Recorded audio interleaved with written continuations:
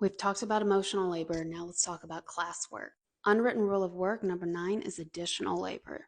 And researchers from 2013 made a framework on class work. They didn't run a whole study. That's part of why I still did mine, but it's really interesting. Class work refers to the processes that people use to manage cross-class interactions at work, like interactions where someone in upper class interacts with someone who's in middle or lower class. These encounters create anxiety. Did you know?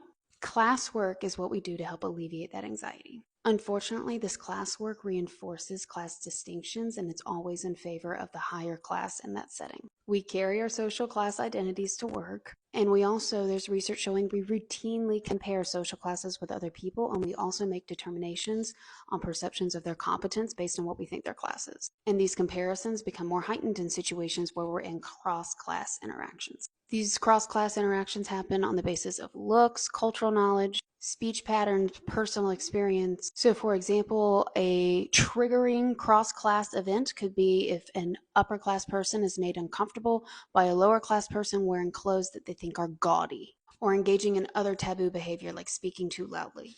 Guilty, that's me. Or using certain vocabulary, being late because of unreliable public transportation, or enjoying certain foods. So these taboo behaviors happen and make them uncomfortable, but who's going to decide the dress code or the dining etiquette or what's on the menu?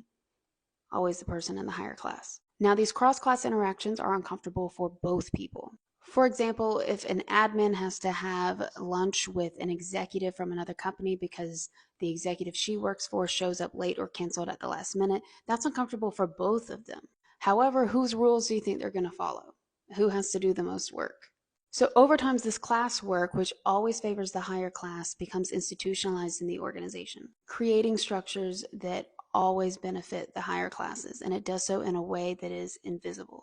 These class systems perpetuate inequality via discipline and domination. Discipline by enforcing their norms and punishing people who don't and telling the lower classes that they misbehaved and that was inferior. And dominance in developing bureaucratic systems that take away people's control and keeps the control all in the upper class. And once these practices become habitual, people don't even notice them if they're from that class, but people generally don't question them. And a lot of people, even in higher classes, don't even recognize they're doing it. They just see themselves as acting in the organization's best interest and doing what's normal. If you want to see examples of how lower, middle, and upper class people do class work at work, let me know in the comments which ones you want to see.